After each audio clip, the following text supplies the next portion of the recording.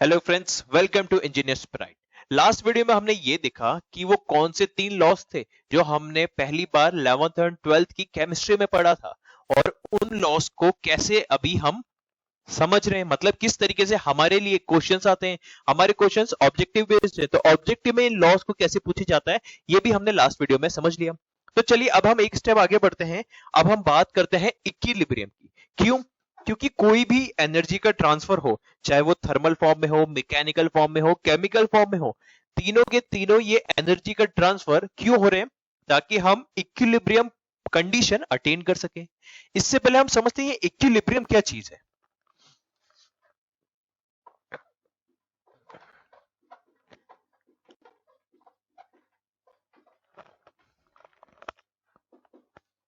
Okay अब देखिए, equilibrium क्या है। ये एक कंडीशन है, एक स्टेट है। ठीक है, एक स्टेट वैसी जहां पे हम कह सकते हैं कि हमारे फॉरवर्ड रिएक्शन का rate is equals to the reverse reaction का रेट। ठीक है, आइए पहले हम स्टेटमेंट लिख लेते हैं। It is defined as the state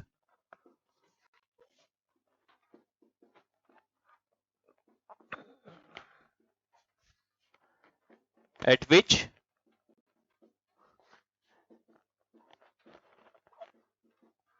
the rate of forward reaction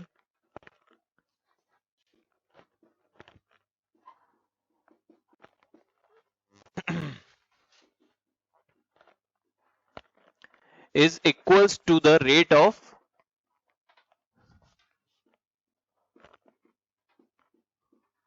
reverse reaction। मतलब फॉरवर्ड प्रोसेस या फॉरवर्ड रिएक्शन, आप इसे प्रोसेस भी बोल सकते हैं, फॉरवर्ड रिएक्शन या फॉरवर्ड प्रोसेस। केमिकल इक्विलिब्रियम के केस में आप रिएक्शन वर्ड ज्यादा यूज करते हैं, लेकिन मैकेनिकल या थर्मल केस में आप प्रोसेस ज्यादा बोल सकते हैं। ठीक है, मतलब जो फॉरवर्ड प्रोसेस, मतलब किसी एक डायरेक्शन से अगर आप स्टार्ट करें तो उस डायरेक्शन से फॉरवर्ड जो हमारे ट्रांसफॉर्मेशन का जो रेट है, वही ट्रांसफॉर्मेशन का रेट अगर हमारे रिवर्स डायरेक्शन में भी दिख गया तो इस स्टेट को, इस कंडीशन ऑफ इस स्टेट को हम कहेंगे इक्विलिब्रियम स्टेट अचीव हो गई है। ठीक है, अब हम बात करते हैं ये फॉरवर्ड रिएक्शन, रिवर्स रिएक्शन। देखिए, केमिकल इक्वेशन में तो आपने देखा ही होगा, केमिस्ट्री में हम जो इक्वेशंस लिखते थे फिर उन्हें बैलेंस करते थे, तो फॉरवर्ड रिएक्शन हो रहा है, रिवर्स रिएक्शन हो रहा है ना। ठीक है, तो फॉरवर्ड रिएक्शन मतलब रिएक्टेंट्स वो जो इनिशियली थे उनसे रिएक्शन होने के बाद बन गए प्रोडक्ट्स, ये होता था केमिकल में। तो हम क्या बात करेंगे, केमिकल इक्विलिब्रियम में जो रिएक्टेंट से प्रोडक्ट बनने की रेट है, अगर वही रेट मेरे प्रोडक्ट से रिएक्टेंट बनने की हो गई तो उस स्टेट को मैं नाम दूंगा केमिकल इक्विलिब्रियम। क्यों? क्योंकि अभी मैं केवल केमिकल रिएक्शन की स्पेसिफिकली बात कर रहा हूं। समझ में आया ये? वहीं अगर मैं कहूं और दो तरह के इक्विलिब्रियम भी होते हैं, मैकेनिकल इक्विलिब्रियम और एक और क्या, थर्मल इक्विलिब्रियम। देखो, मैकेनिकल इक्विलिब्रियम में हमें क्या चाहिए, हम देखिए केमिकल इक्विलिब्रियम में हमने ये तो बोल दिया कि फॉरवर्ड रिएक्शन और रिवर्स रिएक्शन का रेट इक्वल हुआ, लेकिन इस रेट को इक्वल करने से हमें अचीव क्या हो रहा है, इक्विलिब्रियम स्टेट। ठीक है, मतलब इक्विलिब्रियम स्टेट में ये रिएक्शन हो ही क्यों रही है, ताकि हम केमिकल पोटेंशियल को इक्वल कर सके। ठीक है, मतलब हम बात करेंगे कोई भी केमिकल रिएक्शन में फॉरवर्ड और रिवर्स प्रोसेस क्यों होता है, क्योंकि उनमें केमिकल पोटेंशियल होता है। अब हम आते हैं हमारे मैकेनिकल इक्विलिब्रियम पे, तो हम क्या बात करेंगे, जब भी हमारे नेट फोर्सेस नॉन जीरो होंगे। ठीक है, मतलब किसी भी डायरेक्शन में फोर्स अगर लग रहा है और उसे अपोज करने वाला कोई भी नहीं है, तो हमारा क्या बात करेंगे हम, तब हमारा मैकेनिकल इक्विलिब्रियम नहीं है। अब जरूरी नहीं है वो सिर्फ फोर्स हो सकता है, टॉर्क हो सकता है, प्रेशर एक्सर्टेड हो सकता है। इस टाइप की फोर्स, टॉर्क या प्रेशर, इनमें से अगर कोई भी हमारा जब तक बैलेंस नहीं हो जाएगा तब तक हम कहेंगे कि मैकेनिकल इक्विलिब्रियम नहीं है। समझ में आया? तो जो चीज हमारी केमिकल इक्विलिब्रियम में क्या चीज दिख रही थी, हमारे पास तीन बेसिकल इक्विलिब्रियम है। देखिए, केमिकल इक्विलिब्रियम, मैकेनिकल इक्विलिब्रियम,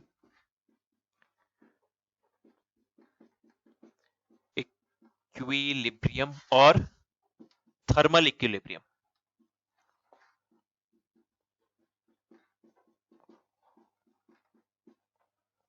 अब देखिए केमिकल इक्विलिब्रियम क्यों हुआ, इसका रीजन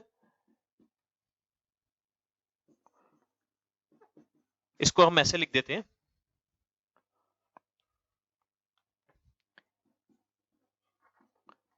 केमिकल इक्विलिब्रियम क्यों हुआ, to balancing of chemical potential.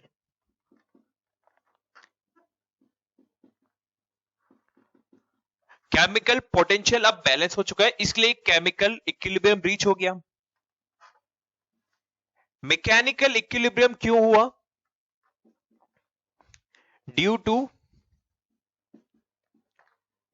Balancing of forces या फिर टॉर्क या फिर प्रेशर। इनको जब आप बैलेंस करेंगे तो हम क्या बोलेंगे, मैकेनिकल इक्विलिब्रियम। वहीं थर्मल इक्विलिब्रियम क्यों हुआ, ये हमारे लिए अभी ज्यादा इंपॉर्टेंट है थर्मोडायनेमिक्स के पॉइंट ऑफ व्यू से। ये क्यों हुआ, ड्यू टू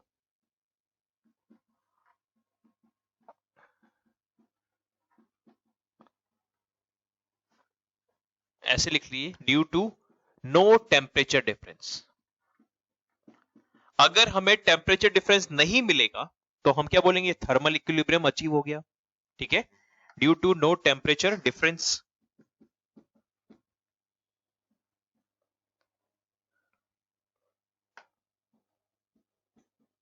अब देखिए इसका मतलब क्या हुआ, अगर हमें टेम्परेचर डिफरेंस किसी दो पॉइंट्स पे मिल रहा है तो उन पॉइंट्स के बीच में हीट ट्रांसफर होगा, और वो हीट ट्रांसफर क्यों हो रहा है, ताकि हम थर्मल इक्विलिब्रियम अचीव कर सकें।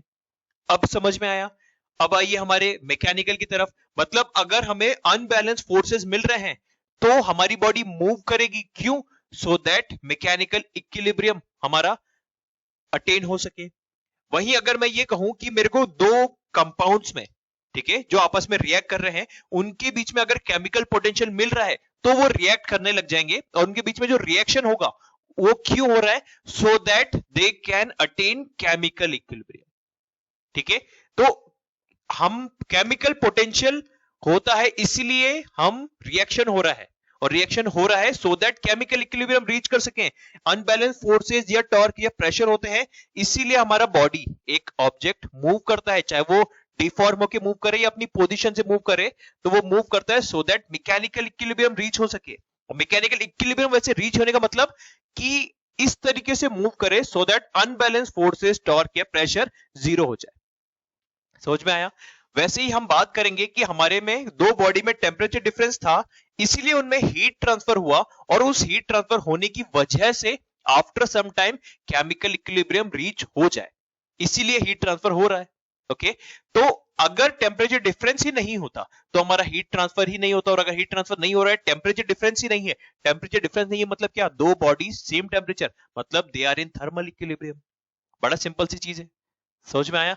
तो माय डियर फ्रेंड्स, ये तीन तरीके के इक्विलिब्रियम हैं जो बेसिकली दुनिया में दिखते हैं हमें, और हमारे लिए इंपॉर्टेंट है अभी थर्मल इक्विलिब्रियम। क्यों, क्योंकि हमारा चैप्टर का नाम क्या है, थर्मोडायनेमिक्स। थर्मो मतलब हीट, डायनेमिक्स मतलब मोशन, मतलब हीट के मोशन को स्टडी कर रहे हैं। और हीट का मोशन ही क्यों हो रहा है, क्योंकि किसी भी गिवन दो पॉइंट्स पे थर्मल इक्विलिब्रियम नहीं है। तो थर्मल इक्विलिब्रियम क्योंकि नहीं है, उसे अटेन करने के लिए हीट हमारी फ्लो हो रही है, हाँ या ना। और ये हमने इंट्रोडक्शन चैप्टर में, इंट्रोडक्शन वाली वीडियो में देखा ही था कि हीट क्यों फ्लो होती है, सो दैट जब भी हमें टेम्परेचर डिफरेंस मिले, ठीक है, टेम्परेचर डिफरेंस मिलने की वजह से ही हीट हायर टेम्परेचर से लोअर की तरफ फ्लो होती है। ठीक है, और हम बोलेंगे फ्लो क्यों हो रही है, तो हम बोलेंगे so that it can attain thermal equilibrium. समझ में आया फ्रेंड्स, ये हुआ हमारा बेसिक चीज इक्विलिब्रियम के बारे में। ओके, चलिए पहले आप ये वाला पूरा लिख लीजिए, फिर हम अपने नेक्स्ट टॉपिक की तरफ चलेंगे, हमारे थर्मोडायनेमिक्स के चैप्टर 1 की पहली अच्छी कंसेप्चुअल चीज जिसको हम कहते हैं प्योर सब्सटेंस। प्योर सब्सटेंस क्या है ये देखेंगे, फिर देखेंगे उससे क्वेश्चन कैसे आते हैं। ठीक है, तो चलिए पहले आप ये वीडियो पॉज करके लिख लीजिए, फिर हम अपने नेक्स्ट टॉपिक की तरफ चलते हैं कि प्योर सब्सटेंस क्या चीज है। ओके फ्रेंड्स, तो फ्रेंड्स अब हम चल रहे हैं हमारे अगले टॉपिक की तरफ, जिसका नाम है प्योर सब्सटेंस। प्योर सब्सटेंस पे भी काफी इजी और अच्छे डायरेक्ट क्वेश्चंस आ जाते हैं हमारे थर्मोडायनेमिक्स में।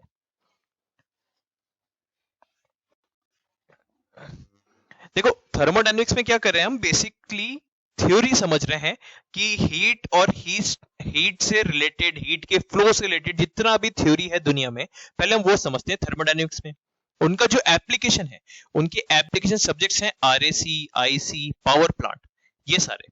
ठीक है, तो वो हमारे डिफरेंट सब्जेक्ट्स में है। तो बेसिकली ये सब्जेक्ट थोड़ा सा थ्योरेटिकल लग सकता है, लेकिन कंसेप्ट बहुत सारे इंपॉर्टेंट यही बनने वाले हैं।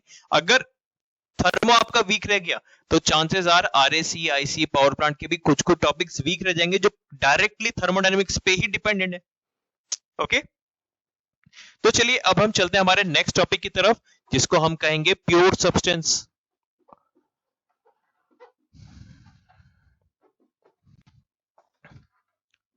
ठीक है, प्योर सब्सटेंस का डेफिनेशन बड़ा डायरेक्ट है। Any substance can be termed as pure substance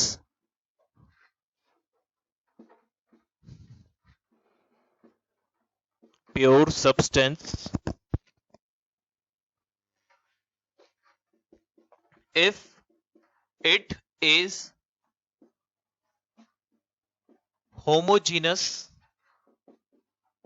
in, अब ये इन के बाद बड़ा इंपॉर्टेंट चीज है,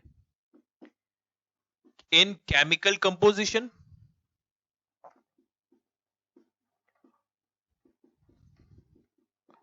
और chemical bonding।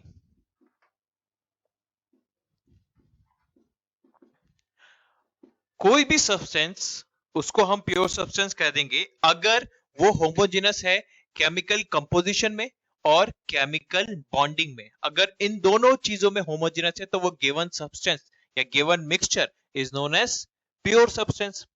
सोच में आया? चलिए आइए इसको कुछ हम एग्जांपल से समझ लेते हैं। पहला एग्जांपल लेते हैं, एक कंटेनर में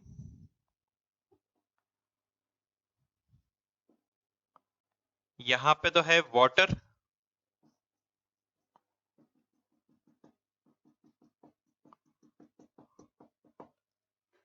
और भी क्या चीज है वो भी बताता हूं।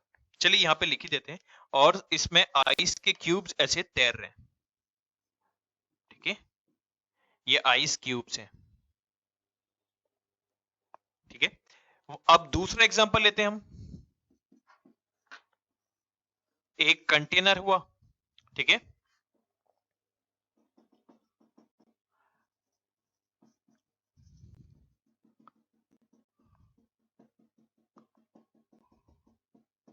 ये वाटर है और ऊपर है मेरे पास क्या, स्टीम।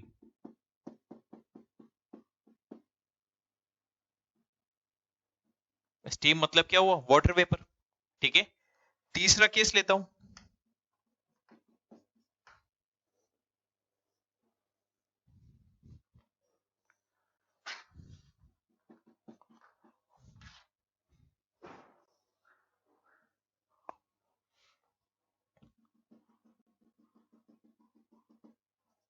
यहां तो वाटर ही है, ऊपर अभी क्या है बताते हैं।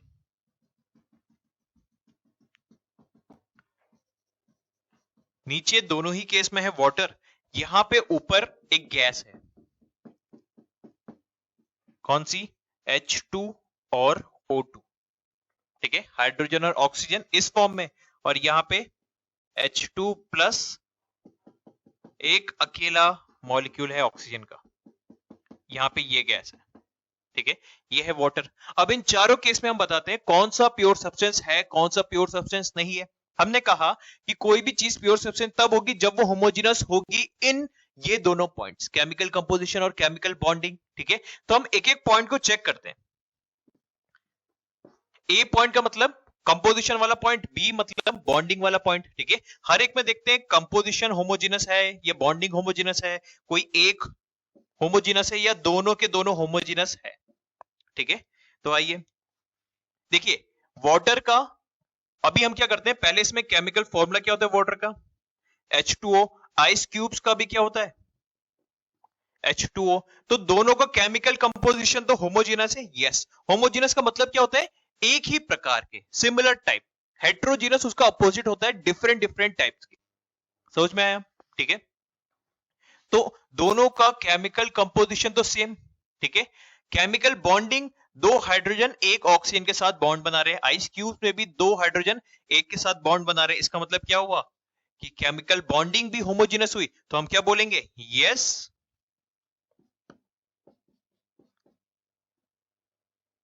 It's a pure substance.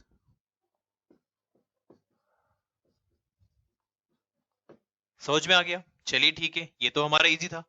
अब ये वाला सॉरी, ये वाला केस देखते हैं, स्टीम और वाटर। वाटर का केमिकल फॉर्मूला होता है H2O, स्टीम का भी फॉर्मूला तो यही रहता है H2O। वाटर लिक्विड स्टेट में, ये वेपर स्टेट में, या वाटर लिक्विड स्टेट में था और ये वाटर का ही सॉलिड स्टेट है, आइस क्यूब्स।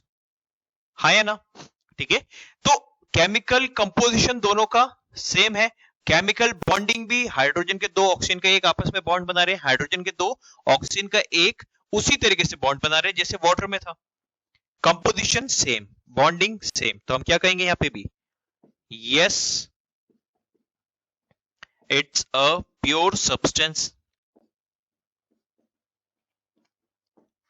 है ना? इसका मतलब क्या हुआ, वाटर लिक्विड स्टेट में, उसी का सॉलिड स्टेट आइस क्यूब, उसी का गैसियस स्टेट स्टीम। इसका मतलब हमें एक चीज पता चली कि फेज का कोई लेना देना नहीं है हमारे प्योर सब्सटेंस होने या ना होने से, या ना होने से। इसका मतलब हम यहां लिख सकते हैं ऐसे, phase of the substance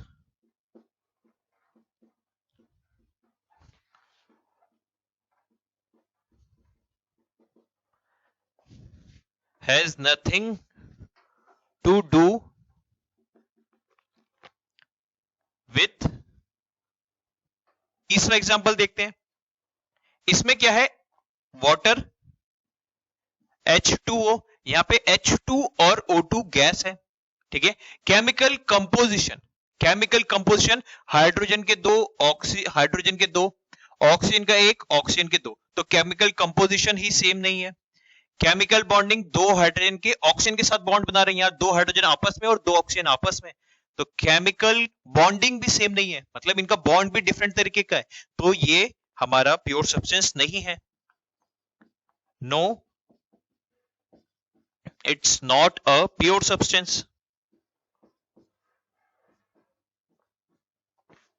समझ में आ गया ये? चलिए आइए अगली तरफ चलते हैं। वाटर का केमिकल फॉर्मूला H2O। ठीक है, यहाँ पे H2 और सिंगल नेसेंट ऑक्सीजन हमारा प्रेजेंट है। प्योर सब्सटेंस के लिए केमिकल कंपोजिशन सेम होना चाहिए था, दो हाइड्रोजन एक ऑक्सीजन, दो हाइड्रोजन एक ऑक्सीजन, केमिकल कंपोजिशन तो सेम है, लेकिन बॉन्डिंग, यहाँ दो हाइड्रोजन ने ऑक्सीजन के साथ बॉन्ड बना रखा है, यहाँ दोनों हाइड्रोजन के एटम्स में आपस में, और ऑक्सीजन का ये इंडिपेंडेंट फ्री घूम रहा है। ठीक है, तो हम क्या बोलेंगे, केमिकल बॉन्डिंग यहां पर सेम नहीं। ठीक है, इनका बॉन्ड अलग तरीके से, इनका बॉन्ड अलग तरीके से, तो बॉन्डिंग सेम नहीं हुई, तो हम क्या बोलेंगे इसके लिए भी, no it's not a pure substance.